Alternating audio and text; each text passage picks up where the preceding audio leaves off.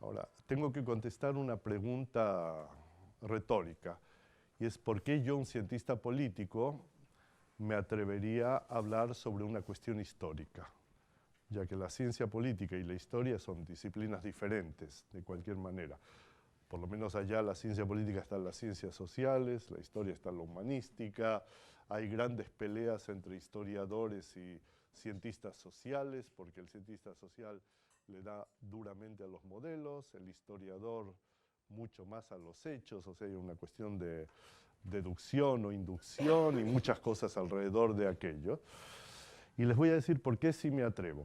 Primero porque en paralelo a mi carrera, siempre me ha interesado académicamente, inclusive diría yo científicamente, en forma muy seria, todo lo que ha sucedido en Medio Oriente desde que yo vivo allá, que es desde el año 66, y desde antes que yo viviera allá. O sea, yo nací, para evitar dudas, el mismo año que el Estado de Israel. O sea, fácil calcular porque ahora va a ser el 67 aniversario de Israel.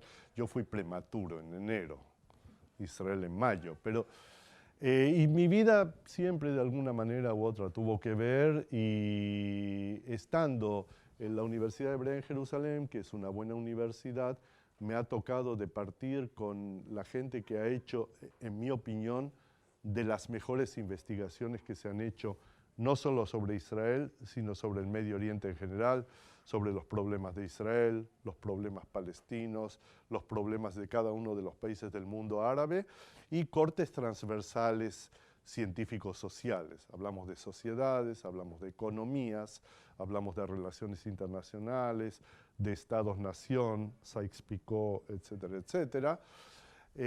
Y nos interesamos por todo esto en fórums bastante abiertos, muy razonables, muy informados, o sea, gente muy seria. Y de ahí que hace un año, menos de un año, me han propuesto escribir una historia mínima de Israel. Ahora, la historia en castellano. O sea que si van a continuar leyendo, si a alguien le va a interesar Israel, de repente va a caer en vuestras manos este libro mío. Y el que me lo propuso fue el presidente del Colegio de México, Javier García Diego, que aparte de ser amigo mío, es el presidente de la institución, diría yo, de investigación, sino la más seria de América Latina, una de las más serias de América Latina y muy buena a nivel mundial, porque ellos tienen la historia mínima de México, la historia mínima de Cuba, no sé si tienen la de España, de Argentina, de varios países, y querían una de Israel. ¿Cómo escribir una historia mínima? No tengo idea, porque a mí se me está maximizando cada cosa que escribo, más y más y más y más. Pero de alguna manera lo reducirán a 250 páginas y allá saldrá el libro, espero yo, hacia fin de año, hacia fin de este año. Entonces, la historia de Israel moderno, cuando le pregunto a una clase paralela a la vuestra en Jerusalén, bueno, ¿cuándo partirían ustedes con la historia de Israel moderno? Recibo muchísimas respuestas que tienen mucho que ver con la inclinación política de cada uno. Y esto es una observación teórica que les hago porque me interesaría que lean todo lo que lean, inclusive lo que escribo yo, con ojos críticos. O sea, no leer y tragar todo lo que llega como si fuera la verdad máxima, sino que entender que las ciencias sociales y aún la historia son discutibles todo el tiempo y se escriben cosas en direcciones distintas. Como yo soy cientista político, lo que a mí me interesa es la relación entre política e historia. Y yo sé que la historia se escribe en forma política, y por eso ustedes pueden tomar una historia de España que refleje ciertos valores y luego tomar otra que refleje los valores contrarios, ¿ok? Y que la política se sigue haciendo en claves históricas, porque en todo gran discurso se levanta el político y dice, porque ya sabemos por este u otro precedente histórico que esto es así. Y en Israel tenemos un dicho infame, creo yo, no por mi opinión política, sino por la ignorancia de los políticos, que cada vez que va a haber un acuerdo sobre algo, el nombre que aparece automáticamente es el Acuerdo de Múnich.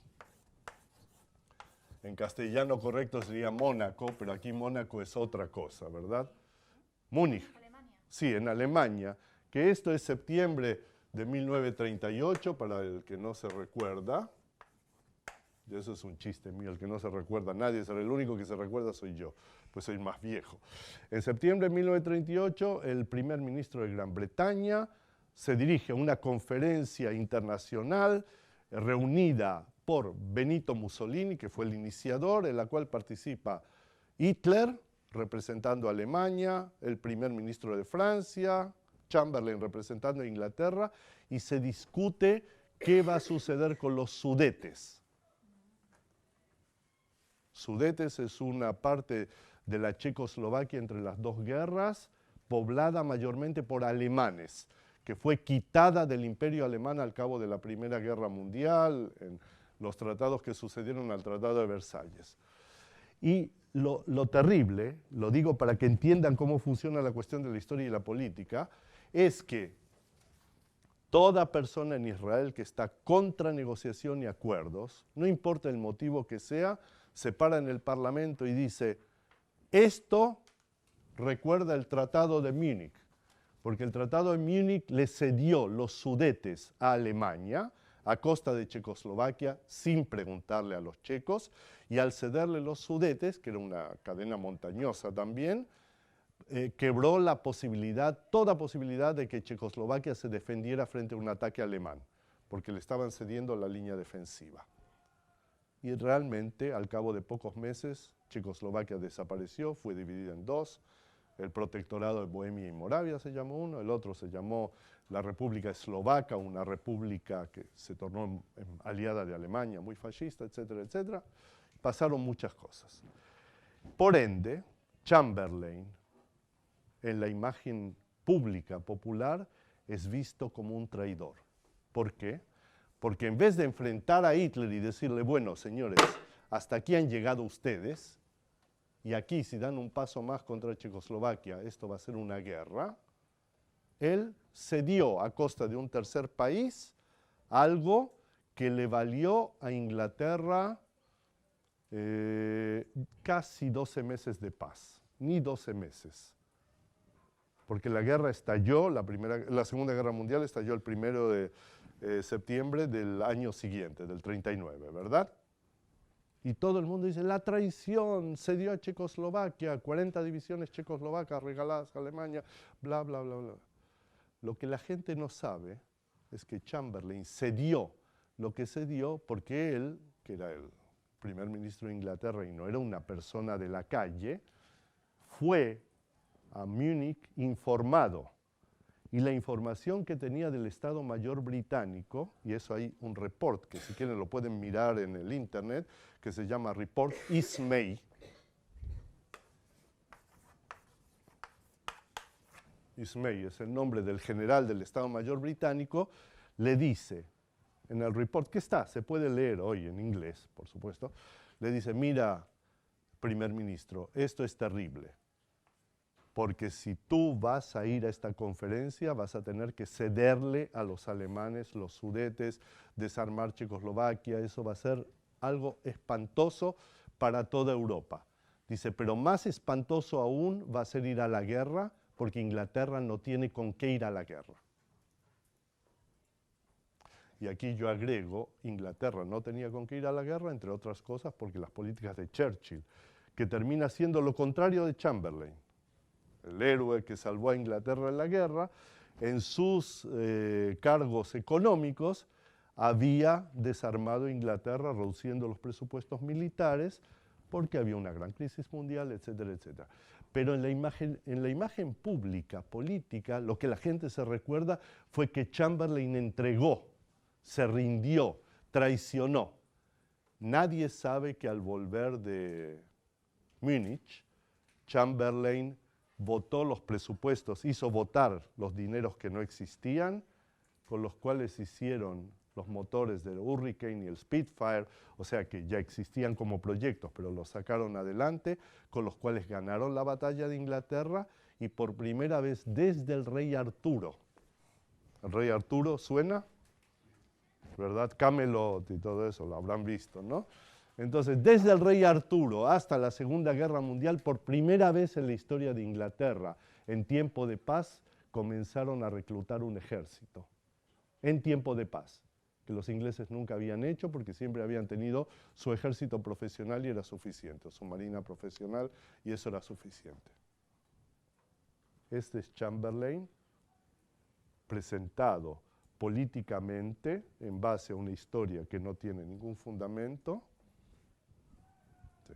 Esto tiene mucho que ver con Israel de 1948 en adelante, ¿verdad?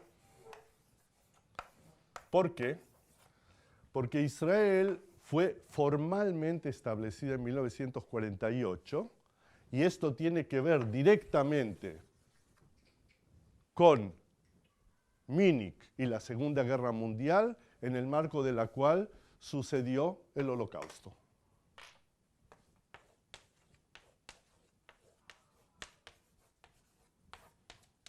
Y creo que esto no hay que explicar porque el término holocausto, que significa un gran fuego que lo quema todo, creo que lo conoce todo el mundo, y se trata del asesinato de 6 a 7 millones de judíos, que es más o menos entre un 30 y un 40% de todos los judíos del mundo, en un término muy, muy rápido de tiempo. O sea, es el mayor asesinato masivo de la historia, si quieren ustedes. Y el Holocausto, en la Segunda Guerra Mundial, es el antecedente directo del establecimiento formal del Estado de Israel en 1948, porque antes de esta fecha lo que hay que recordarse, si quieren recordarse una fecha, que no les pasa, por favor, no fechas, años, diría yo. Yo a mis alumnos les pregunto los años, no les pregunto los días, meses, porque nadie se recuerda los cumpleaños de nadie, menos las fechas históricas.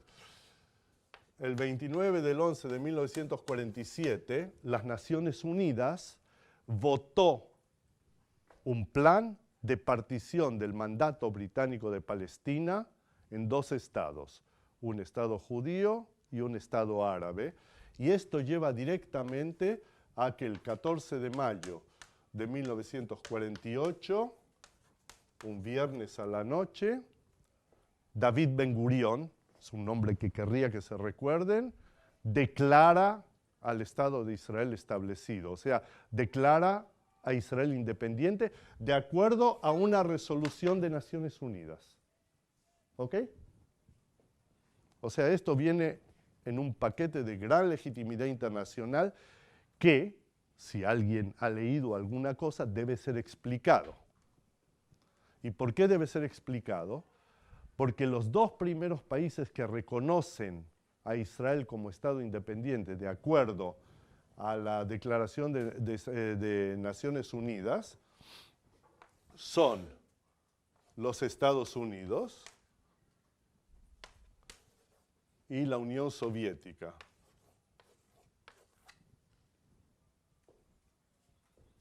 Que son las 2 grandes potencias mundiales que han ganado la Segunda Guerra Mundial y que han establecido a las Naciones Unidas, ya que ustedes son alumnos de Relaciones Internacionales y esto lo saben. Las Naciones Unidas es la continuación de la alianza que venció a los estados nazifascistas y Japón en la Segunda Guerra Mundial. Y ellos no solo están en el Consejo de Seguridad y tienen derecho a veto, sino son las 2 grandes potencias mundiales. Y eso fue el principal factor que permitió que el 15 de mayo, el 14 de mayo de 1948, Ben-Gurión declarara formalmente que desde hoy en adelante existe el Estado de Israel.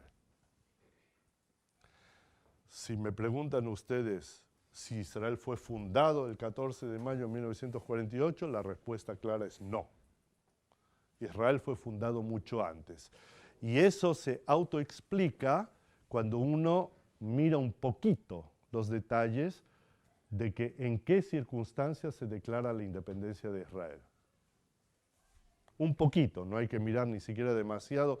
Basta la Wikipedia y van a ver que el relajo, no sé si se dice en España relajo, el desorden, el caos imperante en ese momento allá es total.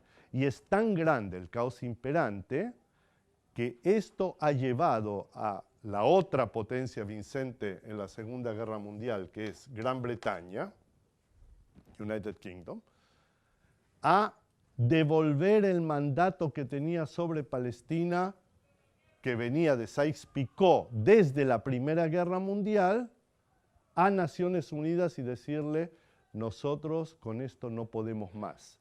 No es porque los hayan echado, ni porque el terrorismo, ni de la parte árabe, ni de la parte judía o sionista, como se llama, desde entonces haya derrotado al ejército británico. No, no lo derrotaron. El ejército británico estaba con muchísimas tropas y mucha tropa de élite y sabían controlar la situación, pero había cada vez más violencia y Gran Bretaña había salido de la Segunda Guerra Mundial quebrada económicamente. O sea, Gran Bretaña seguía funcionando y existiendo principalmente debido al Plan Marshall, debido a que Estados Unidos le estaba financiando, como estaba financiando al resto de Europa Occidental. Si no, no existiría. Y la prueba de que lo que yo digo es real es que naturalmente Palestina no era la gran o la importante colonia británica. La gran o importante colonia británica era la India. Ni siquiera se llamaba la India, ¿verdad? Se llamaba Raj. El Raj era la India, Pakistán, yo digo los estados actuales, una parte de Birmania, Bután, Ceilán, que luego hoy día se llama Sri Lanka, etcétera, etcétera. Todo el subcontinente hindú era la gran colonia británica. Los británicos la llamaban el diamante de la corona. Inclusive hay una serie de televisión muy anciana para vuestra edad, pero conviene que la vean, que se llama The Jewel of the Crown, que es el diamante de la corona, no la joya, sino el diamante, el famoso Koh-i-Noor, el gran diamante hindú. Entonces, habían abandonado la India, porque no podían seguir manteniendo el imperio que tenían anteriormente, porque Gran Bretaña se había desgastado hasta lo máximo que podía en la Segunda Guerra Mundial. Y el imperio ya era, como dirían ellos, unaffordable. No lo podemos pagar, no tenemos cómo mantener. No tenemos cómo mantener tropas en la India, ni en Palestina, ni en ningún otro lugar. Y de hecho, durante los años 50 y 60 se produce el proceso de descolonización y el imperio británico desaparece. O sea, se convierte en una asociación, Commonwealth, etcétera, etcétera. Ya, volvamos a Israel de nuevo, ¿verdad? Entonces yo dije, había violencia en ascenso. La violencia había comenzado desde siempre. En el Medio Oriente la violencia es pan nuestro de cada día, pero esta última escalada de violencia había comenzado en 1936.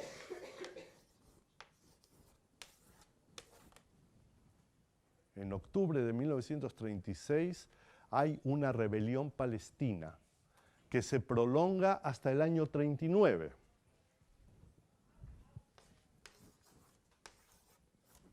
Y que es fundamental para entender por qué sucede esto aquí. Porque esto, en el fondo, nunca cesó. Lo que sucede es que en el año 39 esto se termina porque estalla la Segunda Guerra Mundial. Y los británicos no permiten ya más a ninguna de las partes, ni a la parte palestina, ni a la parte sionista, seguir actuando uno contra el otro, como era lo que estaba sucediendo, o cada uno de ellos, o una parte de cada uno de ellos, contra los británicos. Esa es la rebelión palestina 36-39. Empieza con una gran huelga general. ¿Huelgas generales han habido en España? Sí, ¿verdad? ¿Cuánto duran? ¿Ah? Bueno, allá duró 6 meses la huelga. Para que entiendan, eso empezó la huelga general palestina. En la gran revuelta sucedieron 2 hechos fundamentales que determinan luego el curso del nacimiento de Israel y el no nacimiento del Estado palestino. porque en 1948, de acuerdo a Naciones Unidas, de acuerdo a las grandes potencias, inclusive de acuerdo a Gran Bretaña, que estaba abandonando, de acuerdo a Francia, de acuerdo a China, que era miembro, China nacionalista en aquella época, miembro del Consejo de Seguridad de Naciones Unidas, tenían que haber surgido 2 estados, con fronteras, etcétera, etcétera, y no surgieron. Surgió uno y el otro se hundió. Entonces la gran pregunta sería, ¿cuáles fueron los factores que llevaron al hundimiento de uno de los estados, que sería el palestino, que no ha sido formalizado hasta el día de hoy, aunque hay mucho con la palabra palestino en el mundo, pero el Estado palestino aún no existe formalmente? Y la otra pregunta sería, bueno, Israel se enfrentó a esta parte palestina que denegó el Estado y dijo que no iba a haber ningún Estado sionista o judío en Medio Oriente, pero Israel surgió, se formalizó, se estableció y ahora va a cumplir 67 años y es uno de los 20 países más desarrollados del mundo. Y esto yo creo que requiere una explicación, de alguna manera, porque esto no está para nada claro. Y eso es lo que quiero hacer yo con ustedes hoy. Entonces, aquí los británicos hicieron 2 cosas muy, muy importantes. Primero, la táctica guerrillera, llámenla como quieran, porque no me importa la afiliación política de cada uno. Si ustedes quieren hablar bien de alguien, dicen es un guerrillero. Si quieren hablar mal de la misma persona, dicen es un terrorista. Esos son términos que se autodefinen uno al otro. Ya, no me importa si son guerrilleros o periodistas. Oh, no, perdón. Los periodistas, eso es un lapsus que tú vas a entender, el resto no, pero no importa. Si son guerrilleros o terroristas. A veces hay periodistas terroristas también. Sino que, por supuesto, la parte árabe, que ya en aquella época tenía mucho petróleo, digamos, aunque las grandes reservas todavía no estaban donde están hoy, sino que habían sido descubiertas más en Irán e Irak que en Arabia Saudita. Arabia Saudita, el descubrimiento se lo deben a los mexicanos. Eso yo sé que les estoy echando demasiada información, pero lo van a mirar y se van a dar cuenta que yo tengo razón, que Aramco y las grandes fuentes petroleras de Arabia Saudita tienen que ver directamente con la Fundación de Petróleos Mexicanos, de Pemex, o la nacionalización del petróleo en México, que era de las compañías americanas que desarrollan luego el petróleo de Arabia Saudita, ¿sí? Y eso, bueno, está el gran populista mexicano, el general Lázaro Cárdenas, ¿no?, que era presidente en aquella época y que se enfrentó a Estados Unidos, también entendiendo que Estados Unidos tenía otros problemas en aquel momento. O sea, las relaciones internacionales para mí como cientista político son demasiado amplias y demasiado complicadas. Entonces yo trato de mirar una por aquí, una por allá y ver qué entiendo. Volviendo a todo esto, había algo que era como la arteria aorta del Imperio Británico, más allá del Canal de Suez, que es la gran aorta del Imperio Británico, pero la otra aorta era el oleoducto Mosul-Haifa. Mosul aparece en la prensa, norte de Irak, cerca de Kurdistán, de lo que es actualmente Kurdistán. Haifa, una ciudad moderna en la Palestina británica. O sea, lo que va a ser hoy Israel. Hoy están los titulares, luego les paso 2 diarios israelíes que no van a entender nada de ellos porque están escritos en hebreo, pero ahí hablan también de Haifa y de los problemas que tenemos por esto hasta el día de hoy. Entonces, ¿qué sucede? Que la guerrilla o terrorista árabe palestina en aquel momento atacan el oleoducto. Y el oleoducto es esencial para el Imperio Británico porque es el componente energético con el cual se va a mover la flota británica en el Mediterráneo, Gran Bretaña en general, etcétera, etcétera. ¿Tú levantaste la mano? No, ya, no, digo yo. De repente alguien tiene una pregunta, levante la mano y yo trato, si sé, respondo y si no sé, no invento. Les digo dónde creo yo que se puede encontrar la respuesta. Entonces, ¿qué sucede? Para defenderse de estos ataques, el ejército formal británico, o sea, el ejército británico tal como existe, no tenía buenos elementos, porque los ejércitos regulares tienen muchas dificultades en enfrentar guerrilla o terrorismo. Porque esto aparece y desaparece. O sea, está dentro de la población local, de repente hay un golpe violento, luego se disuelven dentro de la población local, anda a encontrarlos. Entonces ellos tenían un grave problema y decidieron resolverlo en forma original, con dos originalidades. La primera fue traer a un oficial británico que era, bueno, yo no quiero decir que estaba loco, porque el título oficial en Israel de Ord Wingate, no sé si alguna vez escucharon el nombre Wingate, que era un mayor del ejército británico, es Ayedid. Ayedid en hebreo significa el amigo, el gran amigo de Israel, de los judíos, del sionismo. Él no llegó a ver Israel. Él murió en la Segunda Guerra Mundial de una manera también muy extraña, pero Ord Wingate tenía idea de cómo defender el oleoducto. Y la idea, dijo, para defender el oleoducto lo que necesitamos no es tropas británicas, sino que necesitamos gente local que hable árabe, pero que no sean árabes para que no tengan que pasarle la información a los palestinos organizados, y la única opción que había eran estos colonos judíos sionistas que tenían en mente establecer el Estado de Israel, especialmente los hijos, los que ya habían nacido allá, se habían criado con árabes, hablaban árabe muy bien, conocían muy bien los pueblos árabes, conocían cada sendero. Wadi son los valles secos dentro de lo que es hoy Israel, Palestina, etc. Conocían muy bien el terreno. Ord Wingate vino con sus ideas originales, pidió permiso al comandante. El comandante, no lo van a creer, era Bernard Montgomery, que estaba encargado, Montgomery, el general glorioso, general Montgomery de El Alamein en la Segunda Guerra Mundial, estaba encargado de la seguridad interna. Entonces Montgomery le dijo, bueno, adelante, un pequeño proyecto, a ver qué pasa. Y este reclutó lo que se llamó las patrullas nocturnas, y las patrullas nocturnas hicieron un trabajo increíble.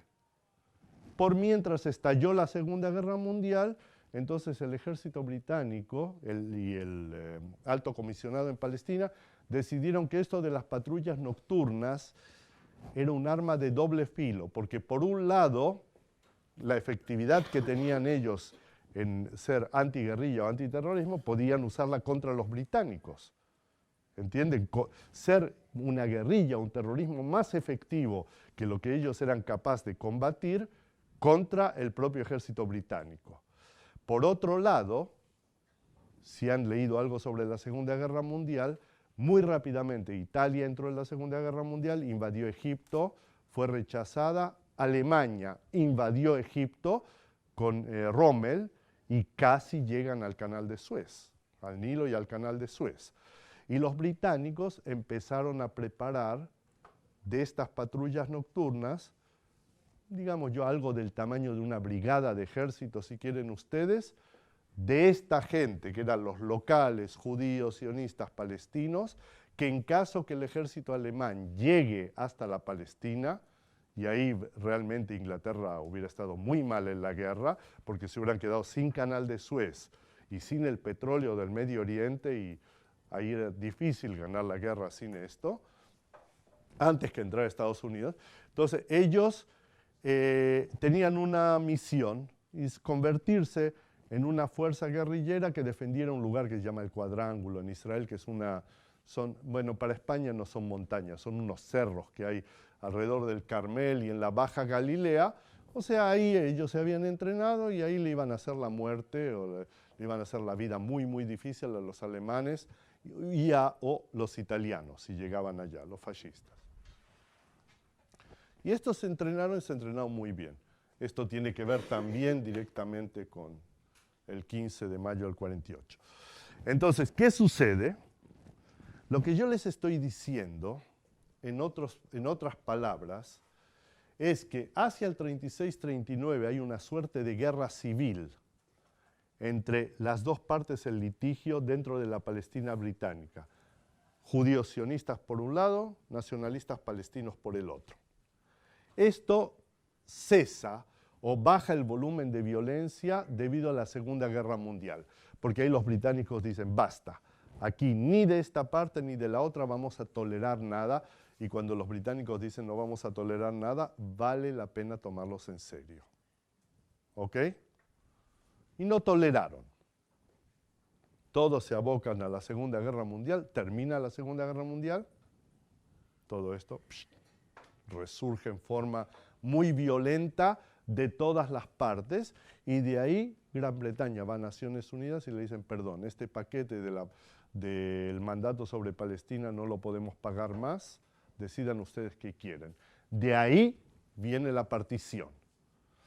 Ahora, aquí hay que establecer dos claras diferencias entre la parte sionista judía Israel y la parte palestina, nacionalista palestina, árabe, no musulmana, porque hay también elementos cristianos, hay elementos de muchas extracciones, si quieren ustedes, religiosas o étnicas. Hay circasianos que vienen del Cáucaso, hay drusos, hay mucha mezcla ya de muchas etnias diferentes. Pero básicamente, una parte es vista como árabe y la otra parte es vista como judía. La parte judía va hacia Israel, la parte árabe va hacia el Estado palestino, que no resulta, por lo menos en 1947-48. Y aquí yo tengo que explicar por qué en mi visión no resulta. La parte israelí judía tenía una fuerza militar organizada, entrenada, de acuerdo a los mejores criterios de los británicos, que eran una gran potencia mundial, preparada para enfrentarse con los alemanes, que eran quizás la potencia militar más importante del mundo en la Segunda Guerra Mundial, hasta que son vencidos, ¿verdad? Fuera de esto se llama Palmaj, pero no importa, o sea, los nombres, olvídense, pues no van a aprender hebreo hoy en una clase, así que... se llama Palmaj. Es muy importante luego en la historia de Israel, pero dejémoslo. Pero detrás del Palmaj hay una organización militar mucho más grande que se llama Haganá. Haganá en hebreo significa defensa. Porque las olas de violencia que habían sucedido en continuación en ese territorio habían llevado al liderazgo político de la parte israelí, judía, sionista que va a ser Israel, a institucionalizar las funciones básicas que serán parte del futuro Estado. La Haganá existía desde los años 20. Esto que les estoy contando ahora, que es una fuerza militar moderna, mucho más allá de todo lo que había en Medio Oriente en cualquier lado, existe desde principios de los 40, ya organizada, armada, reclutada, todo, preparado. La parte del futuro Israel había establecido una economía viable. Funcionaba la economía. Funcionaba bien. Se estaba industrializando lentamente. Y estaba creando una separación económica muy, muy seria con respecto a la población árabe local. Luego, se había establecido un sistema educativo de buen nivel, que inclusive ya había fundado su propia universidad moderna, patrocinada, nada más ni nada menos, que por Sigmund Freud. Habrán escuchado de repente el nombre de Sigmund Freud, y por, si no escucharon el de Sigmund Freud, Albert Einstein. Ambos judíos, europeos, Einstein alemán, Freud austríaco, ambos exiliados debido al fascismo en Europa. Se fueron, Freud a Inglaterra, Einstein a Estados Unidos, y ellos apoyaron desde 1925, fueron los patrones de la creación de la Universidad Hebrea, que es de donde vengo yo, la Universidad Hebrea en Jerusalén. O sea, había un estamento educativo en cuya cúspide había un estamento académico y de investigación moderno, alimentado por inmigraciones, por científicos, muchos de los cuales habían sido expulsados por el fascismo en Europa. O inclusive otras cosas que hoy día quizás parezcan una banalidad, pero que eran importantes. Por ejemplo, Arturo Toscanini, antifascista, exiliado, viene a dirigir el primer concierto de la Filarmónica de Israel. En los años 30, la Filarmónica luego se va a convertir en una de las mejores orquestas clásicas del mundo. Y hasta hoy sigue siéndolo, ¿no? Quizás no la primera, como lo fue en una época, pero muy buena. Y hay inmigración. Viene gente que es capaz de tocar violín, cello, etcétera, etcétera. Llegan científicos, llegan industriales, llegan colonización. Y sobre todo, llega mucha colonización ideológica, moderna, pionera, que es capaz de establecer el entramado embrionario, por lo menos, de lo que va a ser un futuro Estado. No solo eso, hay partidos políticos, hay una organización política central y, de hecho, la parte judía se maneja con una medida de autogobierno paralela al mandato británico, intentando cooperar cuando conviene, y la mayor parte del tiempo conviene, y a veces resistir las medidas del mandato británico. Por ejemplo, ¿qué medidas? Por ejemplo, el White Paper. ¿Saben qué es un White Paper? Si van a estudiar relaciones internacionales, vale la pena aprender esto porque es importante. Deberían saberlo, porque lo vimos la semana pasada. Este White Paper, ¿no? El White Paper es una hoja en blanco, ¿no? Es una fórmula de política. Los británicos dicen, hacemos un White Paper sobre la colonización de tal lugar, sobre la importación de esto, sobre cualquier tema. El White Paper sobre Palestina limita la inmigración judía palestina por esto, por la revuelta palestina árabe. Yo les dije que allá había habido otro factor que va a ser fundamental en lo que sucede en 1948. Y el otro factor es el tratamiento del liderazgo palestino a manos británicas.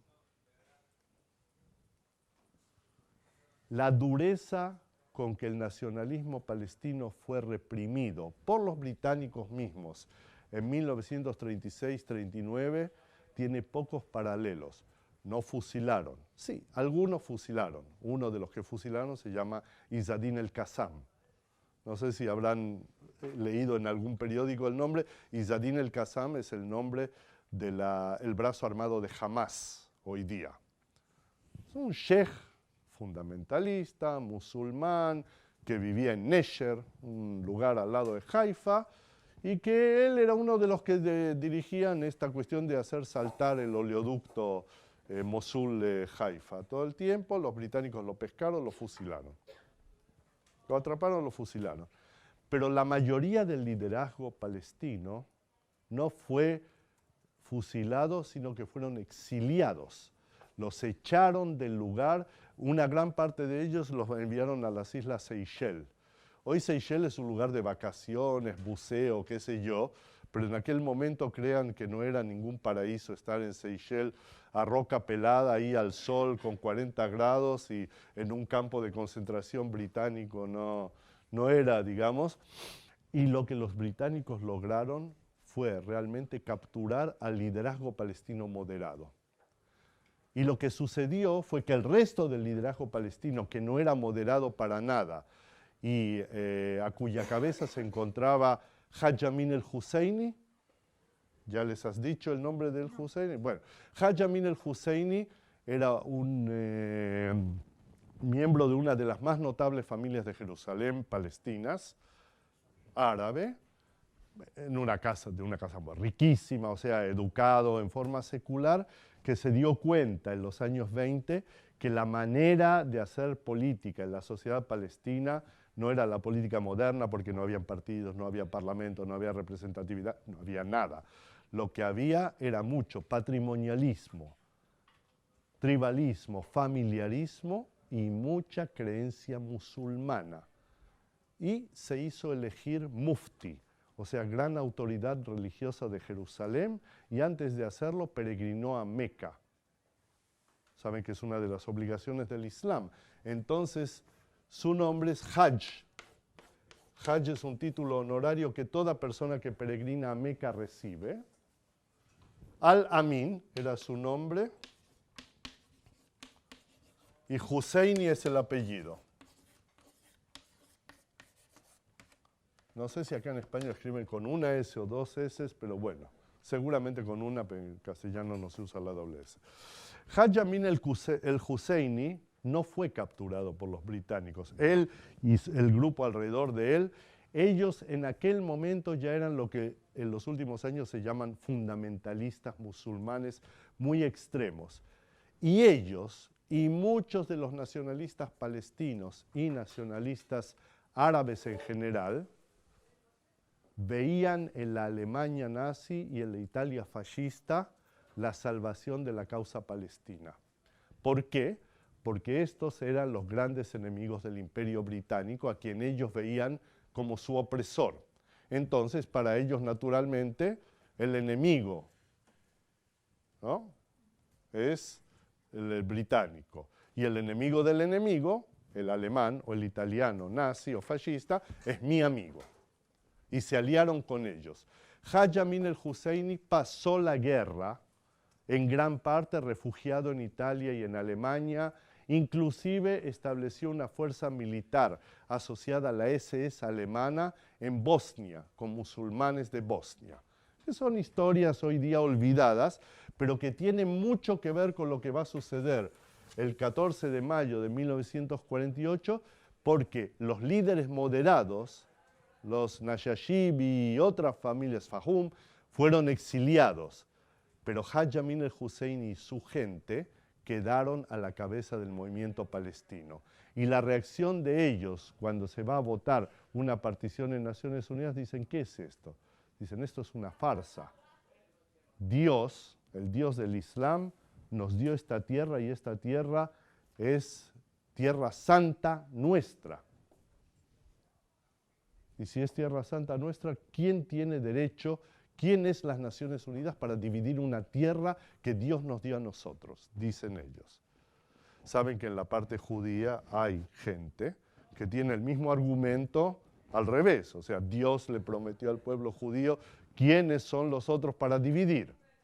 Pero digamos que en el 48, en la parte judía esto era sumamente marginal y en la parte palestina era central.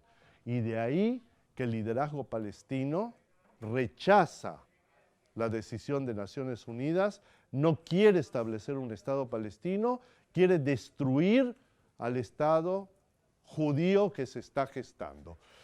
Pero yo ya les expliqué que no se está gestando, que ya se había gestado, porque un Estado no es una declaración de independencia. Un Estado es un conjunto de instituciones que funcionan en forma más o menos coordinada, de acuerdo a un código legal común. Eso es un Estado. Y eso en la parte judía existía. Por eso cuando Ben Gurión declara la independencia en mayo del 48, la transición en la parte judía Estado es muy rápida. Y en la parte palestina hay una transición al caos, a la nada. Pero a esto hay que agregarle un pequeño detalle. Este día,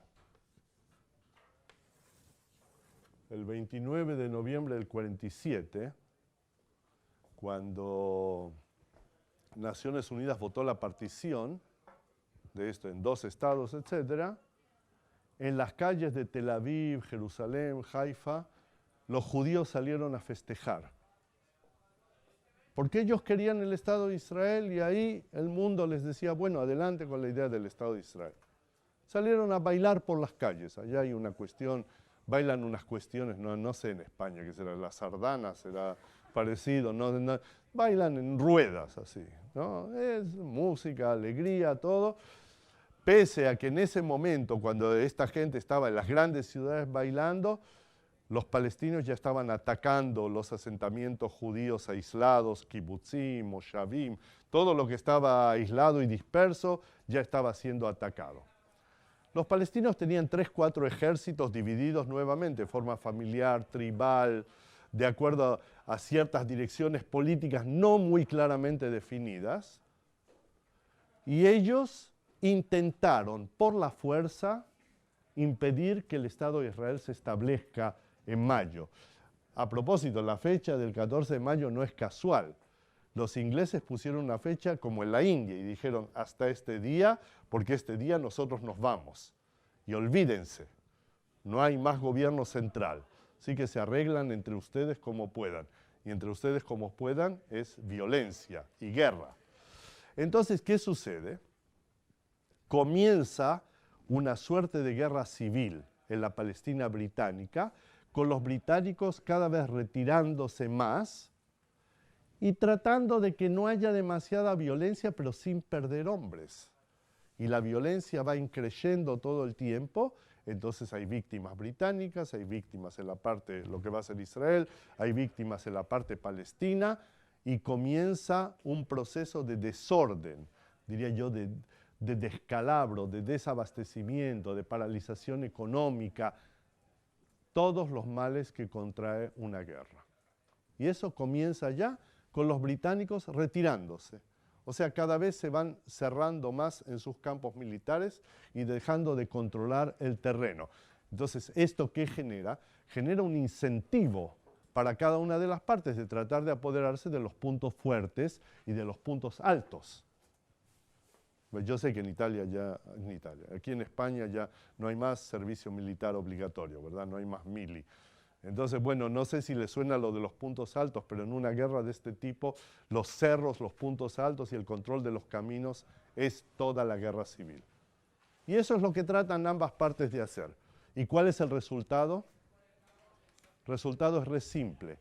Al principio, la parte judía, lo que va a ser Israel, adopta una táctica defensiva. Y la táctica defensiva es muy desgastante para esta parte, pero funciona. Los palestinos no logran tomar ni una posición de lo que va a ser el futuro Israel, ninguna. Lo único que logran sí hacer con muchísima efectividad es controlar parte de los caminos, y el camino más importante que controlan es el camino a Jerusalén, y la Jerusalén judía, que eran en aquella época 100.000 habitantes, empieza a morirse de hambre, porque no había comida y no había suficiente munición para lo que había instalado allá Israel, para el futuro Israel, para defenderse. Y la situación era muy desesperante, estaba muy, muy mal. En un cierto momento, en principios de febrero de 1948, el Estado Mayor en ciernes, porque todavía no había gobierno, no había Estado Mayor, decide pasar a la ofensiva. También por el problema de Jerusalén, y en ese momento, en la guerra civil, en la guerra interna, se produce un vuelco muy rápido, y al cabo de un mes y medio, de hecho, la parte palestina ha sido derrotada completamente. ¿Por qué ha sido derrotada? Yo les puedo contar una larga historia, factor por factor, etcétera, pero hay una palabra que lo explica todo, y la palabra es modernización. Lo que la parte futuro Israel había hecho es generar una estructura institucional, una organización de tipo moderno. El ejército era moderno, las comunicaciones eran modernas, la economía era moderna, todo era moderno frente a una sociedad tradicional que ni siquiera tenía lo básico de la modernidad, que es un mando central único, un Estado único, alguien que sea el que da las órdenes y que todo el mundo obedezca, o sea, que haya una cadena, una jerarquía de mando para que esto funcione.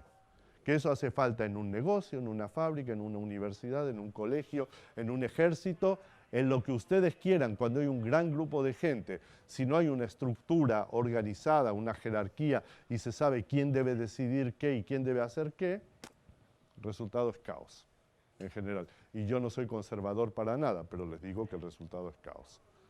Y en la parte palestina se produce caos, o sea, no son capaces de enfrentarse con lo que les está apareciendo enfrente, que es un país en ciernes, que llevaba 50 años de institucionalización, más o menos. Y aquí se produce el gran problema para Israel. O sea, un problema doble, triple, cuádruple, quíntuple, pero lo vamos a hacer concentrado, porque yo sé que ahí viene el receso fisiológico, lo que se llama, ¿no? Entonces lo que sucede, fisiológico, es muy agresiva, o sea, al cabo de una hora hay gente que necesita ir a algún lado que sea más privado que la clase. Entonces, lo que sucede es lo siguiente. El futuro liderazgo político de Israel, a cuya cabeza está este señor, David Ben-Gurión, tiene que decidir qué hacen frente a una guerra civil que están ganando, pero detrás de la cual viene la amenaza, porque no solo los palestinos no aceptaban la existencia de Israel, sino todos los países árabes, que ya eran países árabes independientes, establecidos, con gobiernos, con ejércitos, con todo lo que tiene que tener un país, no modernos, pero existían con todo su caudal, y junto con los palestinos rechazaban la existencia de Israel y decían una cosa muy simple: si Israel se declara independiente, nosotros invadimos y los borramos del mapa. Así yo se los digo, le estoy haciendo la mínima historia de Israel, ¿no? Pero esto es la amenaza que se ven enfrentados. Entonces, yo creo que Ben-Gurión y su gente tenían un problema muy grave, porque tenían más o menos en aquel momento 600.000 judíos, tenían una fuerza militar que era muy superior a lo que tenían los palestinos, pero que nadie sabía si iba a ser capaz de enfrentarse con el mundo árabe, o sea, con los ejércitos de Líbano, de Siria, de Jordania. Aquí estaba el ejército peligroso, porque el ejército jordano de Jordano no tenía ni cuesco, como dicen en Chile, era un ejército británico, o sea, comandado por oficiales británicos, entrenado por británicos, armado por británicos, Glab Pasha and Company, o sea, todos los brigadieres eran británicos, todos los comandantes de batallón eran británicos. O sea, era un ejército británico.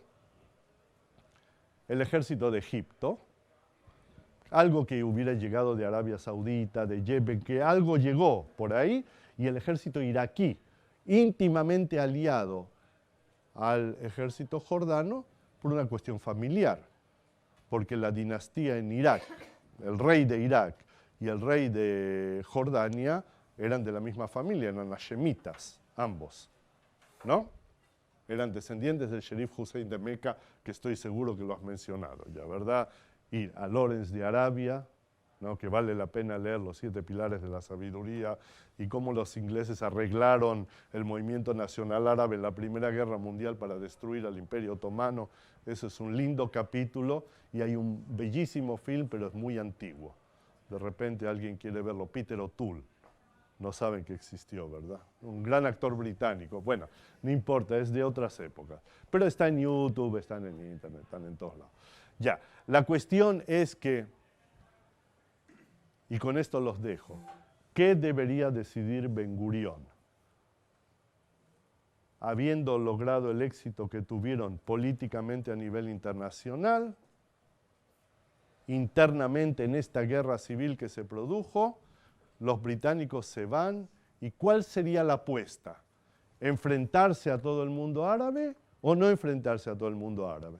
Ahora les voy a dar 2 indicios. Pues lo miran en internet y están todas las respuestas, pero yo para hacerlo un poco más como un juego, porque luego les voy a dejar una tarea hasta mañana. Los 2 indicios son los siguientes. La persona que comanda el estamento militar en Israel en aquel momento está gravemente enfermo. Es el general Dori, no comanda nada porque está mal, tiene un cáncer, está re mal. Entonces lo reemplaza un arqueólogo, porque nosotros tenemos, arqueólogos brillantes, y este arqueólogo se llama Yigal Yadin. Luego va a ser político, va a llegar a ser viceprimer ministro de Israel, van a contar muchos chistes sobre él, pero Yigal Yadin en aquel momento es un oficial israelí de alto grado, diría, no sé si llegaba, su entrenamiento militar no llegaba a general, pero era el que le tocó a él. Va Ben-Gurión la primera semana de mayo y le pregunta a Yigal Yadin cuáles son las posibilidades que tenemos nosotros con lo que tenemos frente a una invasión árabe general. Y Gal Yadin seriamente le contesta en una reunión de lo que va a hacer el gobierno, le dice 50-50. Dice, tenemos 50% de probabilidades de sobrevivir y 50% que no. Ahora piensen ustedes que en la mente de Ben Gurión hay algo mucho más pesado que el 50%, que es esto, y que es el Holocausto. Y el Holocausto es no solo los 6-7 millones que mataron en Europa, sino que esto se puede repetir en el proyecto sionista de Israel en 1948.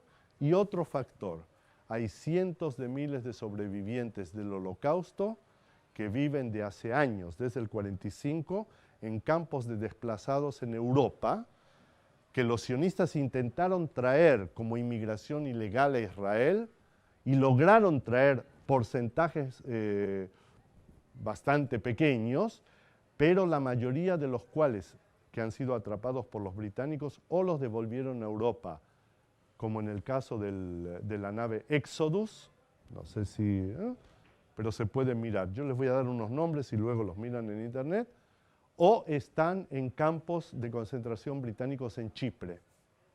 Y no los dejan entrar porque la política del White Paper, que está por ahí, es no entra inmigración judía porque agrava la situación aquí hasta el día que se termine el mandato británico. Esto pesa sobre Ben Gurión y la gente que tiene que decidir. La posibilidad de entrar en una guerra que signifique el exterminio de todo lo que hay allá, de acuerdo a las declaraciones de la otra parte. No siempre lo que declaran políticos es lo que van a hacer. Eso hay que tener en cuenta. Eso Ben Gurión también lo sabía. Quizás no pueden hacer, quizás no tienen intenciones, quizá. Y por otro lado, el peso, el Holocausto, que es un peso muy pesado. Sí. ¿Ellos tenían la opción de elegir si enfrentarse o no a los musulmanes? Sí.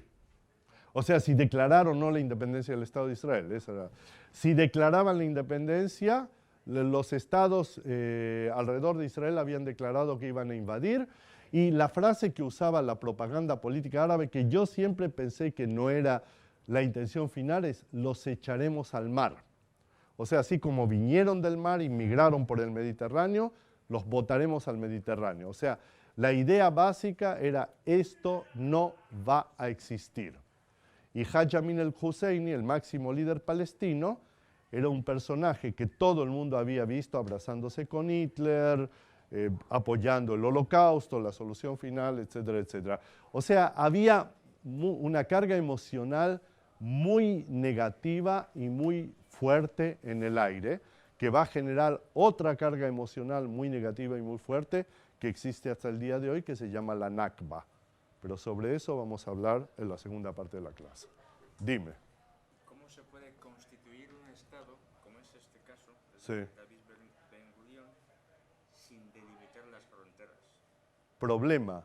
Las fronteras estaban limitadas, de acuerdo a la decisión de Naciones Unidas. O sea, había un mapa muy preciso de cuáles son las fronteras, y quizás, si puedo, te lo traigo para mañana. Se lo enseñé la semana pasada. Se lo enseñaste, ya, de nuevo el mapa. Di tú. Para la Haná, ¿el Irgun supuso un problema o Un problema muy grave. Y esta es otra diferencia fundamental entre la parte palestina y la parte israelí.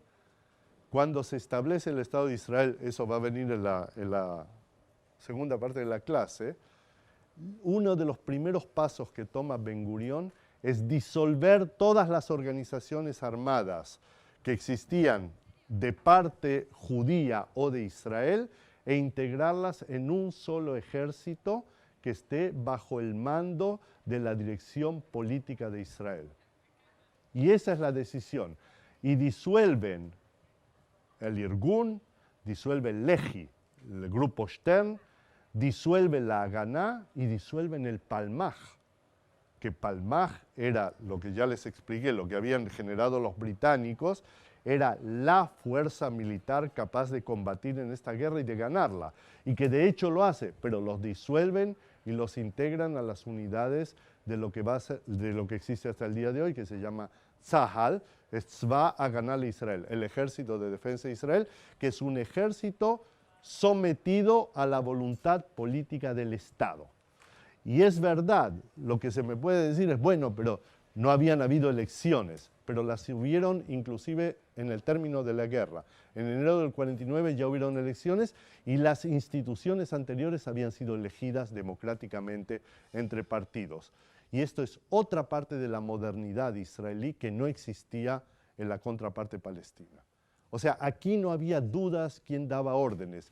Y cuando el Irgun, Menachem Begin, que luego va a ser primer ministro de Israel, intentó traer armamento para ellos, en un barco llamado Altalena, Ben Gurión hizo traer artillería de la Haganá y hundieron el Altalena frente a Tel Aviv. Y les dijeron, aquí no van a haber ni 2 fuerzas militares, ni 3, ni 4, ni 5. Aquí va a haber una. Y eso es una gran ventaja. ¿Tú qué dices? ¿Cuál diría que es la razón? Había habido como un grupo de control, había sucedido algo que había demostrado el impacto de la modernidad en, no digo ni antes de la Palestina británica, porque eso es en 1850-60, que son los templarios. O sea, había habido colonización templaria. Templarios son alemanes, cristianos, que tienen esta idea que ellos son descendientes de los templarios medievales, templarios de las cruzadas, los caballeros del templo, ¿verdad? Y ellos vienen hacia 1850-60 con muchos privilegios que les da el Imperio Otomano, que se va acercando lentamente a lo que va a ser el Reich alemán, y hacen colonización agraria que demuestra que una economía moderna en esa zona del mundo era viable, mientras que lo que había ahí no podía competir de ninguna manera con eso. Eso, por el proyecto sionista, fue agrandado 100 veces, porque los templarios establecen 6 colonias en total, en todo el territorio. Y el proyecto de colonización, luego sionista, es de mucho mayor envergadura, o sea, mucho más grande. ¿Entiendes? Y yo insisto que la explicación de la diferencia y el porqué es la modernización, con lo bueno y lo malo, y es una explicación no valórica, sino neutral. ¿Entiendes? Yo no digo que la modernización es buena o la sociedad tradicional es buena o esta u otra son malas. Yo lo que digo es que estos son hechos que pueden ser probados sobre bases de datos. En vez de toda la cháchara de que yo tengo razón y el otro dice lo contrario, tiene razón, todos tienen razón, no. Aquí no se trata de quién tiene razón. Aquí se trata de qué funciona frente a qué. Y está claro que las sociedades modernas funcionan con un alto grado de efectividad frente a las sociedades tradicionales. Perdona, Mario, Sí. es que me sirve para que vean la conexión con las clases pasadas. Pero por Acordaros supuesto. cuando se estaba contando en el siglo XIX el impacto que produce el colonialismo europeo en el Imperio Otomano y en las provincias. Pero por Y os supuesto. conté el programa de reformas que emprenden en el Imperio Otomano que se llamaban los Tanzimat. Tanzimat, claro. Y esta serie de reformas que consistía en adoptar las instituciones y la forma de organización europea para modernizar la organización del Imperio Otomano. Palestina en esa época era una provincia limítrofe Pobrísima. muy importante, ¿no?, del Imperio Otomano. Entonces las reformas afectaron sobre todo a lo que hoy es Turquía, ¿no?, que era el corazón del Imperio Otomano, y las reformas no llegaron hasta ahí. Entonces la sociedad palestina de la época era una sociedad agraria y que, bueno, pues que vivía de... Agraria de patrones feudales ausentes. Que eso era un problema gravísimo. Porque no había nacionalismo, ¿entiendes? Claro, no había... cuando Julio me preguntó precisamente Sí. la semana pasada, que no sé dónde leíste de Karen Armstrong, ¿era? Que a principios Karen del Armstrong es excelente, ¿no? Sí, Eso, pues sí. decía que a principios del siglo XIX Sí. había un movimiento nacionalista en Palestina. A mí Sí, me- No. o sea, no, ella, A principios del siglo XX hay. en su libro dice que el primer indicio de su historia de Jerusalén, Sí. el primer indicio de nacionalismo árabe en Palestina se da en la revuelta de 1820 contra el Imperio Otomano. Bueno, pero ahí hay otro problema que, bueno, eso hay que decirle a Karen Armstrong. La revuelta de 1820 tiene que ver con un fenómeno mucho mayor que estamos agotando a todo el mundo aquí, que es el ímpetu que tiene el wahabismo en lo que es hoy Arabia Saudita, que en aquella época era otra cosa, y la reacción modernizante que se produce en Egipto a través de Muhammad Ali y de la invasión egipcia al Imperio Otomano que casi lo destruye. Estoy seguro que lo has mencionado. O sea, la modernidad viene con el ejército egipcio. Primero viene con el ejército napoleónico y fracasa en San Juan de Acre, ¿verdad? Por la peste. Y luego llega nuevamente con el ejército egipcio. Y de ahí que, claro, había reacciones porque los invadían estos y los invadían los otros.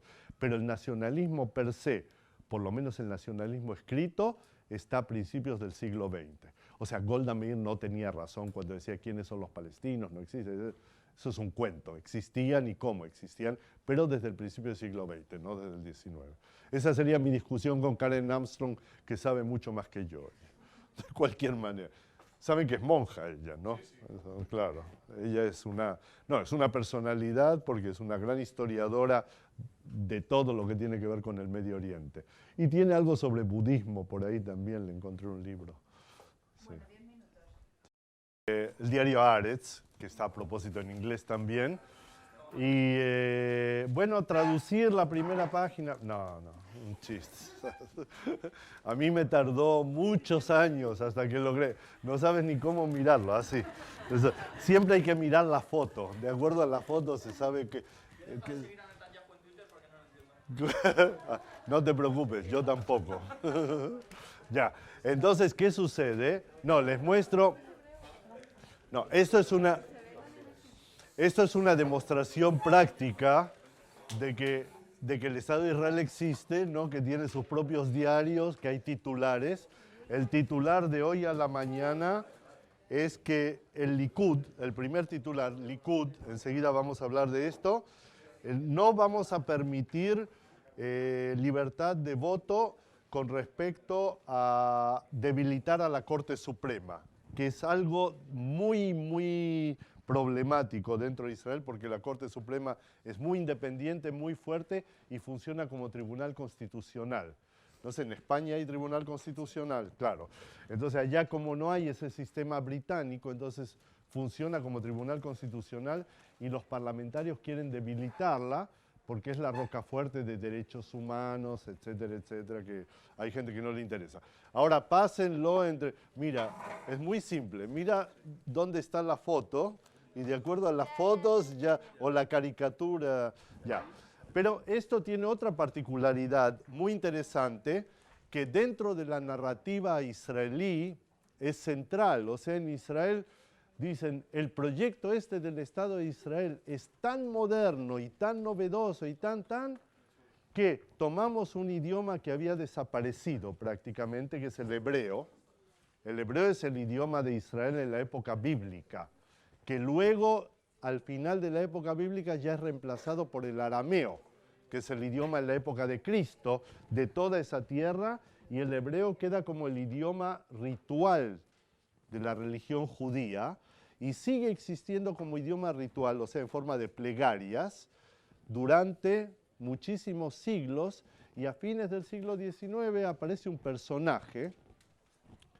Esta es la parte fácil de la historia, es más que un personaje, son dos movimientos culturales muy fuertes que se enfrentan, uno es nacionalista y uno es internacionalista. El nacionalista es el sionismo y el personaje que se encarga de revivir el hebreo es un señor llamado Ben Yehuda, Eliezer Ben Yehuda.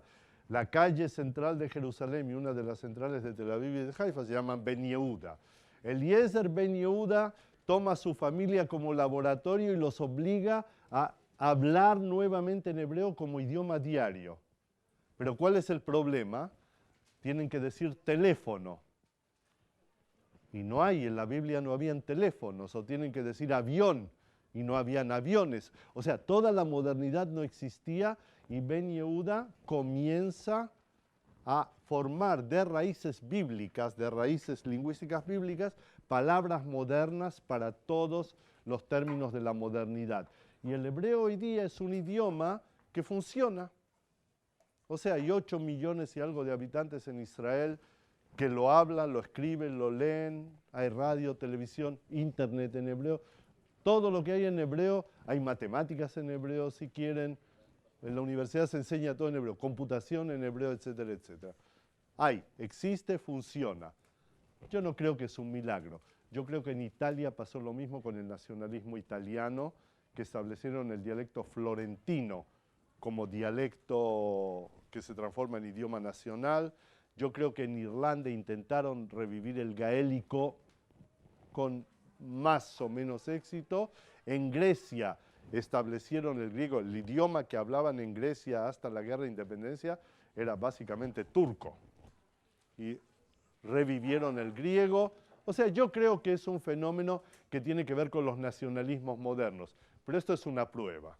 Y no tienen que traducir nada y no tienen ni siquiera que lograr leer ni una palabra, porque el hebreo, como todo idioma antiguo que se escribía cuando no habían instrumentos de escritura modernos, se escribe al revés que el castellano. El castellano se escribe con la pluma, o sea, de izquierda a derecha, y todos los idiomas, o la mayoría, se escriben de izquierda a derecha, los modernos. Los antiguos se escriben con el cincel y el martillo, o sea, de derecha a izquierda.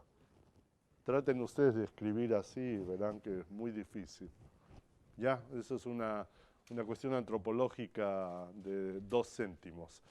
Volvamos a 1948, pero tenemos que llegar hasta el 67avo, 2015, o sea, faltan muchos años. Entonces, bueno, yo les lancé la pregunta, ¿qué decidir? Y aquí entra otro factor internacional de lo que están estudiando ustedes o la carrera que van a tener ustedes.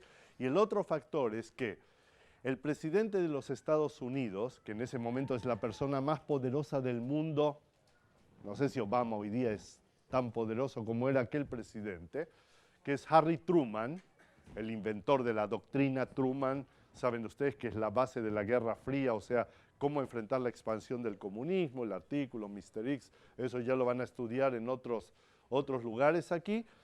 Él es, al igual que Winston Churchill, de una manera un poco distinta, al igual que Ord Wingate, que ya mencionamos, ellos son sionistas cristianos. ¿Qué significa sionista cristiano? Son gente que cree en la historia del Antiguo Testamento por su propio peso y a ellos agregan su creencia religiosa del Nuevo Testamento. Pero miran al Antiguo Testamento como una realidad histórica que sucedió. Y por ende, para ellos llegar a la conclusión que este pueblo judío que vivió en aquel lugar del planeta hace 3000 años y constituyó su estado, no un estado moderno, en aquella época era un estado teocrático, si quieren ustedes, que se manejaba entre profetas y reyes, y una cosa muy compleja a ojos modernos, pero vivió allá y fue desterrado, fue enviado a la diáspora, ¿verdad? Se llama la diáspora judía. Fue enviado una suerte de exilio y se dispersó por el mundo en una era de nacionalismos. Tiene derecho a volver y a reconstituir su estado en la tierra histórica. Truman era presidente de Estados Unidos en 1947-48. Su secretario de Estado era George Marshall, el general Marshall de la Segunda Guerra Mundial, el Plan Marshall, ¿verdad? El plan de ayuda a Europa para reconstruir tras la Segunda Guerra Mundial. George Marshall, desde el primer momento, no tenía fe en que el plan de partición de Naciones Unidas va a funcionar. Y él creía que lo que va a suceder es que se va a desatar una terrible guerra, que va a ser detrimental para los intereses de los Estados Unidos en Medio Oriente. Estamos hablando de 1948, 10 años después que Aramco es Arabian American Company, comienza a explotar el petróleo en Arabia Saudita, o sea, hacia el Golfo Pérsico. Y ya hay un fuerte interés americano por el petróleo en el Medio Oriente. Estados Unidos, que está reemplazando por la Guerra Fría a Inglaterra como la primera potencia occidental, también en el Medio Oriente, de alguna u otra manera, él decía, esto va a ser mal para Estados Unidos y los judíos no van a resistir. Va a haber aquí otro baño de sangre, no tan grande como el Holocausto porque hay muchos menos judíos, hay 600.000 judíos el día que Ben Gurión declara la independencia, 600.000 y pocos, no sé si 600 o 615, pero pocos.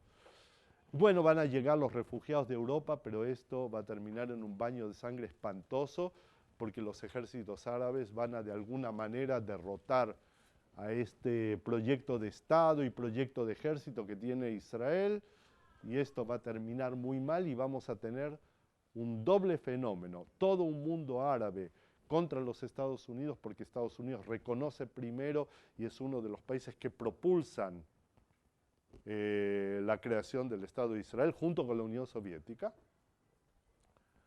Enseguida les voy a explicar cómo dos enemigos se ponen de acuerdo sobre un punto que es bastante álgido para ambos, porque el Medio Oriente con el petróleo y el Canal de Suez es importante para Estados Unidos y es importante para la Unión Soviética.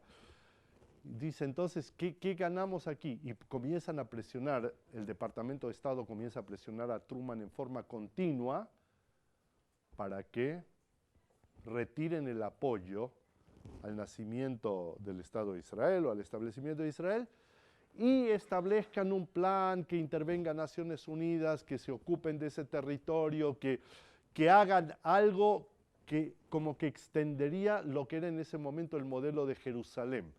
La ciudad de Jerusalén, de acuerdo a la partición, tenía que ser una ciudad internacional. Eso Karen Armstrong siempre escribe mucho porque, bueno, hay un interés muy claro porque es la ciudad de los santos lugares para el cristianismo, para el islam y para el judaísmo. Y hay una lógica de que esto no sea político de un Estado-nación, pero hay una realidad, que es lo que yo voy a tratar de explicar de alguna manera. Entonces, Estados Unidos como que comienza a echarse atrás y el resultado directo de la presión de George Marshall con respecto al problema de si va a establecerse Israel o no, es que Estados Unidos declara un embargo de armas para el Medio Oriente. Ahora piensen un minuto, ¿a quién favorece el embargo de armas y en detrimento de quién es el embargo de armas? E inmediatamente, y esto va con Naciones Unidas, naturalmente esto se debate también en Naciones Unidas, inmediatamente, bueno, Inglaterra por supuesto también declara un embargo de armas. Y los países uno tras otro comienzan a declarar embargos de armas para el Medio Oriente. ¿A quién favorece el embargo de armas en una eventual guerra entre Israel y los países árabes, los estados árabes? ¿Qué les parece? Obvio. ¿Saben por qué? Lo saben. Porque ya tienen ejércitos constituidos, porque ya están armados. Y sin embargo, la respuesta es que favorece a Israel. Perdona, es una trampa retórica que hago yo y explico por qué. Y para esto hay que leer Benny Morris. Benny Morris, el historiador israelí, tiene un libro fantástico, 1948 se llama el libro. Eso es un libro que vale la pena leer. 1948, Benny Morris. Amigo, loco, pero gran historiador. Entonces, ¿por qué favorece a Israel? Porque Israel hasta el 14 de mayo no era un Estado y sí conseguía armamento en una muy pequeña escala, porque el armamento había que conseguirlo, intentar traerlo de contrabando allá, y que los británicos tenían controladas las fronteras, la flota británica controlaba el Mediterráneo, controlaban los aeropuertos, o sea, era muy difícil traer armamento. Entonces, ¿qué había hecho el proyecto sionista? A ver, one wild guess. ¿Qué podían haber hecho estos para sobrellevar el embargo de armamentos? Habían hecho básicamente dos cosas. La primera es establecer una industria militar local inexistente. O sea, formalmente no existía la industria militar local. Prácticamente existía. En los kibbutzim, kibutz, esos asentamientos colectivos, socialistas, marxistas, sí o no, no importa, fuera de lo que producían y las industrias, producían municiones y producían un tipo de metralleta liviana, que era básicamente una copia de la metralleta estándar del ejército británico, Sten, el famoso Sten Gun. No sé si no, ustedes no pueden haber visto, por eso para ustedes es prehistórico. Cuando ya estaba en el ejército en Israel todavía nos mostraban que era un Sten Gun para hacernos sentir que nosotros estábamos ya mucho mejor armados, etcétera, etcétera. Decían, con esto combatieron la guerra del 48 y la ganaron. Bueno, difícil, porque dispara para adelante, dispara para atrás, no era muy bien hecho, digamos, pero había una industria militar incipiente, y había industria de explosivos, y existía la capacidad industrial de tomar camiones y transformarlos en vehículos blindados, muy importante para los caminos bloqueados por los árabes, ¿verdad? Ya. Entonces, esto existía, y existía una segunda cuestión, que es la base de lo que hoy se llama en el mundo, hay una palabra mágica sobre Israel, que es Mossad, ¿verdad? Mossad, ¿saben qué es Mossad? Ya, hay muchos que saben, ¿verdad? Mossad en hebreo significa institución. Entonces uno dice, bueno, pucha, un chico en Israel, todo el mundo dice el Mossad y no se habla más. La institución. La institución era el brazo, o sea, la institución de inmigración ilegal y paralelamente importación ilegal de armas. O sea, fue lo que se hizo para contrarrestar el White Paper, ese documento británico que prohibía la inmigración.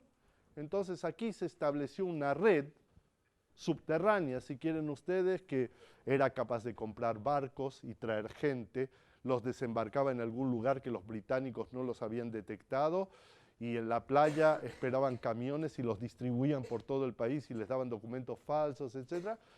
Y traían también armamentos explosivos y especialmente maquinaria para fabricar armamentos y explosivos. De ahí viene el Mossad. Después, cuando se establece el Estado de Israel, esto va a ser lo que es Mossad hoy, es la agencia o la institución de inteligencia exterior de Israel. Es el equivalente del MI6 británico, Military Intelligence 6, de los MI6, ¿ya? O de la CIA americana, ¿no? Es lo mismo, Israel tiene pequeñito y más con hilito cosido así, no tan grande la estructura, pero por aquí y por allá cuando hace falta funciona, de vez en cuando. Entonces, la cuestión es que la capacidad de Israel de conseguir armamentos en una situación de embargo era mucho mayor que la capacidad del mundo árabe de conseguir armamento en una situación de embargo. Entonces aquí se produce hay un algoritmo matemático de tiempos, ¿no? Y el algoritmo es el siguiente: ¿en cuánto tiempo, una vez declarada la independencia, que significa la invasión de todos los estados árabes, Israel va a lograr importar la cantidad de armamento que ya consiguieron? Porque ya está conseguido en diversos lugares del mundo, va a llegar el armamento, van a llegar los refugiados de que están en Chipre y en otros lugares, van a ser muy rápidamente incorporados al ejército, entrenados y armados. O sea, si el periodo es muy breve, Israel gana la guerra contra todos los estados árabes. Si el periodo es muy largo, Israel pierde la guerra contra todos los estados árabes. Porque ¿cuál va a ser el talón de Aquiles del mundo árabe? En una situación de embargo, ellos tienen el armamento, tienen aviones mal mantenidos, pero están los aviones. Tienen tanques, nuevamente, mal mantenidos, pero están los tanques. Tienen artillería mal mantenida, pero está la artillería, tienen navíos, tienen todo. Lo que no tienen es una industria militar propia y no tienen municiones. En el momento que hay embargo, van a usar todas las municiones que tengan, se van a terminar las municiones, y la parte israelí, que es capaz de producir munición y de traer de afuera ilegalmente, les va a ganar la guerra. Eso es la explicación de la guerra en 1948. ¿Por qué? Y aquí tenemos que, pese a que el personaje realmente disgusta, pero hay que agradecerle de forma póstuma, porque uno de los benefactores en ese momento, en el momento del establecimiento del Estado y el reconocimiento, dije, Estados Unidos por un lado, con embargo de armamentos. la Unión Soviética por el otro, sin embargo de armamentos. Pero claro, Naciones Unidas, todo el rollo internacional, entonces ellos no iban a darle pues la Unión Soviética tenía el armamento, habían ganado la Segunda Guerra Mundial, digamos que tenían. Entonces ellos lo hicieron de otra manera. En febrero de 1948 hay un golpe de Estado en Checoslovaquia y los comunistas se apoderan del gobierno checo. Y este personaje deleznable al cual Israel sí tiene que agradecerle, pese a que luego hubieron enfrentamientos terribles con él desde Israel, es Stalin. Porque Stalin, en ese momento, lo que tiene en la mira es el colonialismo británico en el Medio Oriente. Y dice, Israel, con partidos políticos, y habían partidos políticos de izquierda allá, o sea que veían con muy buenos ojos que la Unión Soviética le hubiera ganado la guerra al nazismo, etcétera, etcétera. Dice, bueno, esta es nuestra apuesta.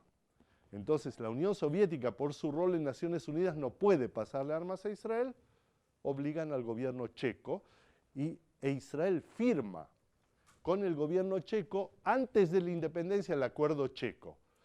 Y el problema era cómo traer rápidamente el armamento aún estando los ingleses, porque esto no es que te llegan los aviones y tú entrenas a la gente y es un poquito más complicado, ¿verdad? Entonces, ¿qué hacen? Donde se van retirando los ingleses, pues construyen un aeropuerto en Bertuvia, un lugar poco al sur de Tel Aviv, unos 30 kilómetros, un moshav, hacen una pista de aterrizaje improvisada, eso como en las películas, no, ustedes ya no ven estas películas, donde ponen latas de conserva abiertas con una mecha con querosina y le prenden fuego así, que haya 2 hileras de luces para que el avión pueda aterrizar. O sea, algo absolutamente primitivo. Pero estos eran muy buenos en hacer cosas primitivas, comienzan a llegar en abril. Un mes antes de la independencia, ya hay vuelos que aterrizan y comienzan a traer armamento de Checoslovaquia. Ni bien declarado el Estado, llega la primera escuadrilla aérea. Esto es de locos, porque ¿qué tienen los checos para venderle a Israel? Tienen un avión que se llama Avia. ¿Alguien vio alguna vez un Avia? Avia es un Messerschmitt 109. Es el avión, caza de batalla de los nazis, que lo producían, entre otras cosas, en Checoslovaquia, y eso quedó como herencia. O sea que los primeros aviones de combate real que tiene la Fuerza Aérea Israelí son los aviones con los cuales Alemania nazi había combatido. De locos, pero hacía falta aviones. Y llegan los primeros Avia Messerschmitt 109, y acá sale otra de las ventajas de la modernización israelí que salta en el aire, y es que durante la Segunda Guerra Mundial, por una cuestión ideológica y por el antisemitismo fascista y nazi, 35.000 judíos de la parte sionista habían ido de voluntarios al ejército británico, y entre ellos había hasta coroneles. Y ellos eran soldados británicos, de origen judío no británico, sino de Palestina, que habían vuelto después de la Segunda Guerra Mundial y que fueron los primeros en ser reclutados cuando va a estallar esta guerra. Y luego hay otra cuestión que se llama Mahal, que es los voluntarios de afuera, que son otros grupos de judíos y no judíos. Como yo mencioné a Truman, Churchill, bueno, ellos no vinieron de voluntarios en aquel momento, pero hay gente que combatió en la Segunda Guerra Mundial, muchos judíos en el ejército británico, en el americano, en el canadiense, en el sudafricano. Digan ustedes dónde habían estado, en los ejércitos de Europa Oriental, aún en la Unión Soviética, y se habían movido, que llegan como voluntarios para combatir en la guerra, y esto es una fuerza altamente entrenada, o sea, son gente de mucha capacidad que son muy rápidamente integrados dentro de este ejército que Ben Gurión establece que va a haber uno bajo el mando central del Estado, y más esto, más la Haganah, etcétera, etcétera. O sea, el crecimiento del ejército y del armamento fue rapidísimo. Y otra cosa que le ayudó en ese momento a Israel fue que las Naciones Unidas impusieron una serie de treguas Ahora, las treguas jugaron a favor de Israel. ¿Por qué? Porque cada vez que imponían una tregua, llegaba más gente, más armamento, podían entrenar rápidamente a la gente y empezar a usar el armamento. Y con esto no estoy diciendo que la guerra fue un paseo, un picnic, ni nada por el estilo. La guerra fue terrible en 1948 y duró desde noviembre de 1947 hasta mediados de 1949, aunque desde enero del 49 ya no se combate. Son las negociaciones de armisticio. Pero formalmente aún hay guerra. La guerra fue muy intensa en periodos muy cortos con largos ceses de fuego. Cada periodo corto después de un cese de fuego, la situación de los ejércitos invasores árabes era peor. Porque esto era aprovechado por el Estado moderno organizado para poner más tropas, mejor entrenadas, una mejor distribución de recursos, etcétera, etcétera. Y esta es la explicación real, la explicación mítica, la narrativa israelí, lo hicieron con mucha inteligencia porque hacía falta propaganda política, es David y Goliat. David, el pequeño, con la honda y la piedra, le pega el peñascazo en la cabeza a Goliat y luego le corta la cabeza. Ojalá fuera tan fácil, no fue tan fácil. ¿Qué impacto tuvo esto en el establecimiento futuro del Estado de Israel? El impacto a nivel humano fue muy grave. Al tiro, déjame terminar la idea y luego preguntas tú. ¿Por qué fue muy grave? Porque la mayor parte de la guerra la sacó adelante el Palmaj, aquellos que habían preparado, y el Palmaj perdió 1/3 de sus efectivos. Palmaj, a propósito, no sé si hay feministas aquí de las buenas, pero en el Palmaj combatían hombres y mujeres en aquel momento. Después de la guerra del 48, por una serie de sucesos que sucedieron allá que enseguida les intentaré explicar, el ejército israelí dejó a las mujeres en servicio activo y las quitó de todas las unidades de combate. Hasta los años 90. En los años 90, feministas en Israel comenzaron a apelar a la Corte Suprema para que permitan a mujeres estar en posiciones de combate. Y hoy día tenemos tanquistas, pilotos de combate, en la Marina tenemos, hay en todos lados mujeres combatientes nuevamente por orden de la Corte Suprema, esta que quieren debilitar ahora en el titular del diario, ¿verdad?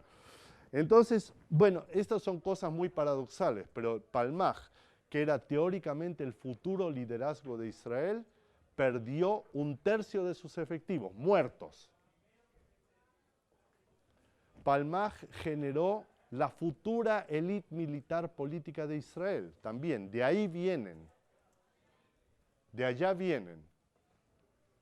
Rabin era oficial en Palmaj, Yitzhak Rabin, que fue asesinado, y Gal Alon, que fue canciller, o sea, la lista es innumerable dentro de Israel. Entonces, eso fue un trauma terrible para la élite israelí, y Ben Gurión a la cabeza de la élite israelí quedaron muy choqueados por el resultado de la guerra del 48, pese a que la ganaron y la ganaron bien, pero el costo pareció altísimo. Segundo, se debilitó la estructura ideológica. Hubo mucha gente que vivía allá que se escapó de Israel durante la guerra, de la parte israelí, pese a que era muy ideológica, pero gente se fue. Se fueron, no pudieron resistir la realidad de una guerra de 1 año y medio. En Jerusalén hubo hambre, hubo sed, o sea, sucedieron cosas terribles en esa guerra.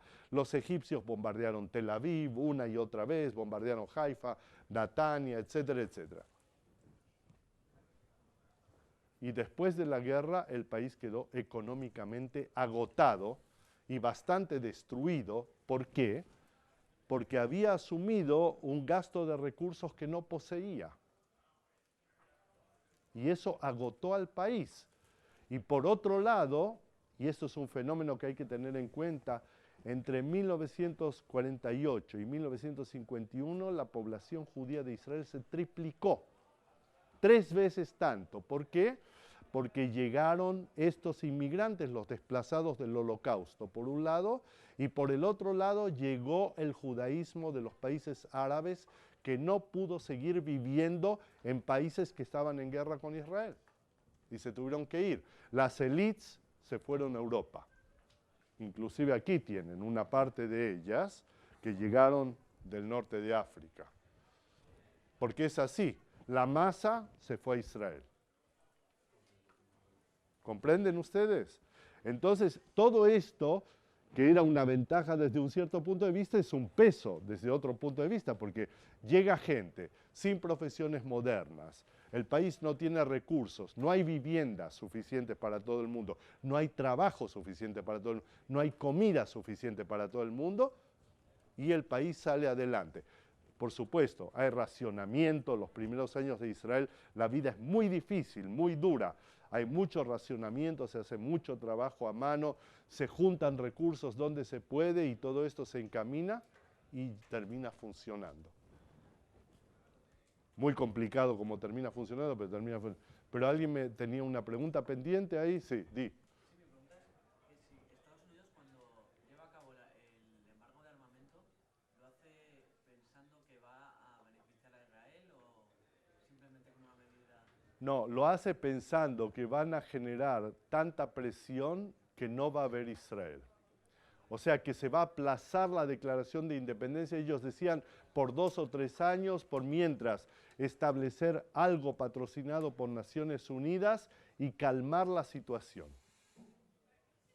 Esa era la idea básica, que no tengan ni estos ni lo otro y que haya necesidad o que los británicos se queden o que entren tropas de Naciones Unidas, de todo el mundo, etcétera, etcétera, y dejar esto pendiente y no seguir adelante con el proyecto, porque según los americanos el proyecto iba a terminar en un baño de sangre total, no iba a haber Israel, iba a ser algo muy, digamos que humanamente el mundo no se podía permitir después del Holocausto, ¿verdad? Nuevamente otra matanza generalizada. Recuerden que en el Medio Oriente hay una matanza que es un precedente terrible, que puede hacer creíble la idea de echar al mar, y es la matanza armenia en la Primera Guerra Mundial. Entonces, había una base para esto, ¿entiendes? No era una idea alocada. El error fue la evaluación de en aquel momento es la transición entre la OSS y la CIA. Entonces, hay una evaluación que no es real, porque no sabían exactamente cómo van a reaccionar, no sabían quién va a venir, no sabían si tienen la capacidad de traer armamento. Compraron armamentos inclusive en Estados Unidos bajo las narices de la FBI y los sacaron fuera de Estados Unidos, de repente compraron 3 B-17 completamente desarmados, etc. Los sacaron, los armaron y en el camino a Israel todavía bombardearon Cairo, para devolverles a los egipcios algo de lo que habían hecho. O sea, hicieron muchas cosas. Bueno, mañana seguimos.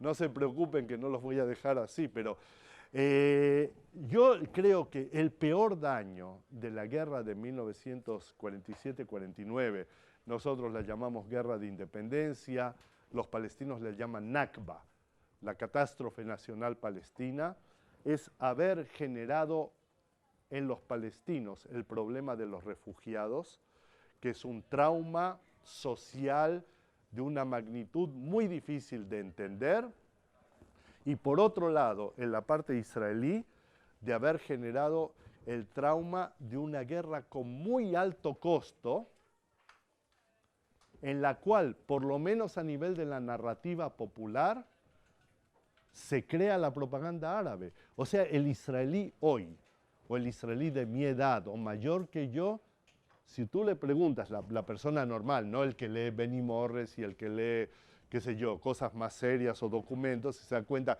que la realidad era completamente diferente. Pero sin entender las teorías de modernización, centro-periferia y todas estas cosas que vamos a usar en la próxima clase, el israelí promedio, la persona de la calle que trabaja en un negocio, que conduce un autobús, que, qué sé yo, que hace cualquier cosa, aún gente de muchísima posición y dinero y gente muy pobre también, tiene instalada la narrativa, y la narrativa es, en 1947-49, intentaron matarnos, echarnos al mar, y milagrosamente sobrevivimos.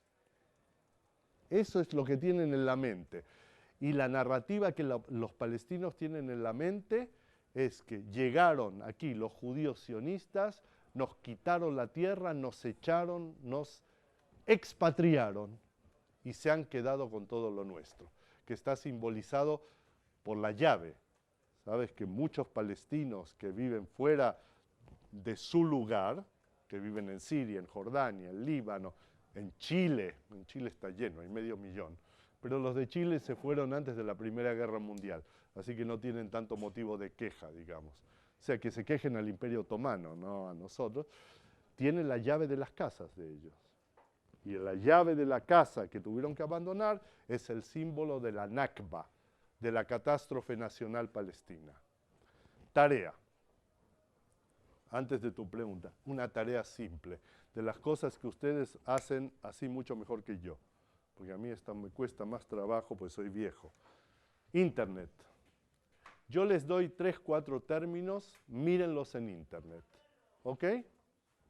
Miren a ver qué encuentran. En castellano, siempre preferible en inglés, porque sin ningún desprecio ni a España ni a América Latina, el Google en inglés es, creo yo, como 30 veces mayor que en cualquier otro idioma. Eso saben ustedes, ¿verdad? O sea, los niveles de información que hay en Wikipedia, etcétera, en inglés, y el acceso a bancos de datos es...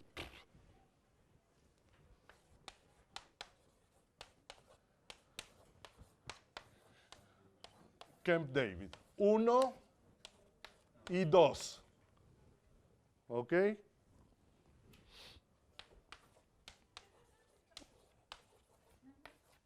Dimona. A ver, ¿qué encuentran bajo Dimona? A ver, una cosa que quizás encuentran, quizás no encuentran. Kastner. Me interesa mucho la cuestión esto de Kastner sobre Israel. Y la última, en inglés Likud escriben con K. Si lo miran en castellano, me imagino que será con... Lo escriben con K. Miren qué es el Likud y los antecedentes. Miren, yo les digo, gente, yo no les voy a tomar examen, aquí la profesora les va a tomar examen, pero yo creo que conceptos básicos, cuando uno lee de antemano, si quieren leer de antemano un poquito, tú u otros ya habrán leído, pero un poquito sobre Israel y su desarrollo, entonces todo lo que yo diga aquí va a tener mucho más sentido. O sea, el eco de profundidad que tiene se multiplica por. ¿Comprenden ustedes? Entonces la clase, bueno, rinde más al punto de vista de que, bueno, cada clase cuesta, entonces si costó 10 euros o 3 euros, los 3 valen 30, los 10 valen 100. ¿Comprenden ustedes? Pero eso depende del trabajo vuestro. Entonces nos vemos mañana. Bueno. Misma hora, mismo lugar. Sí, en misma hora, mismo lugar. ¿Ok?